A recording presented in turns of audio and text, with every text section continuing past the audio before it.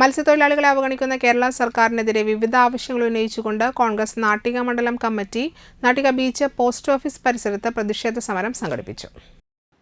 കൊച്ചി തീരത്ത് മുങ്ങിയ കുത്തക കപ്പൽ കമ്പനിക്കെതിരെ കേസെടുക്കുക, കപ്പൽ അപകടവുമായി ബന്ധപ്പെട്ട് സംസ്ഥാന സർക്കാർ തുടരുന്ന അനാസ്ഥ അവസാനിപ്പിക്കുക, തീരദേശ ജനതയോടും മത്സ്യത്തൊഴിലാളികളോടുമുള്ള വഞ്ചനയും അനാസ്ഥയും അവസാനിപ്പിക്കുക എന്നീ ആവശ്യങ്ങൾ ഉന്നയിച്ചുകൊണ്ടാണ് കോൺഗ്രസ് നാട്ടിക മണ്ഡലം committee Nattika beach post office പരിസരത്ത് പ്രതിഷേധ സമരം സംഘടിപ്പിച്ചത്. ഉദ്ഘാടനം DCC സെക്രട്ടറി അനിൽ പുളിക്കൽ നിർവഹിച്ചു.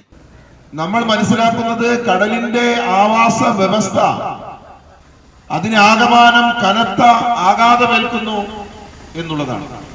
കടലിന്റെ ആവാസ ശൃംഖല അതികഠിനമായി അപകടത്തിൽപ്പെട്ടിരിക്കുന്നു എന്നാണ്.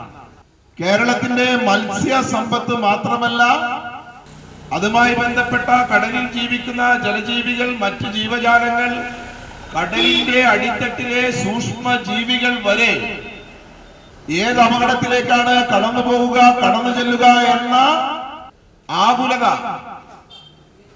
നമ്മളെ എല്ലാവരെയും അക്ഷരാർത്ഥത്തിൽ ഭയപ്പെടുത്തുകയാണ്. കോൺഗ്രസ് നാട്ടിക മണ്ഡലം പ്രസിഡന്റ് PM സിദ്ദിഖ് അധ്യക്ഷനായി. DCC general secretary advocate Noushad Attuparambath മുഖ്യപ്രഭാഷണം നടത്തി. Advocate Sunil Laloor, AN Sidhaprasad, TV Shine, Jija Sivan, Rahana, Bineesh, Bindu Pradeep, PC Jayapalan, Babu Panakkal, PK Nandanan, KR Dasan എന്നിവർ സംസാരിച്ചു.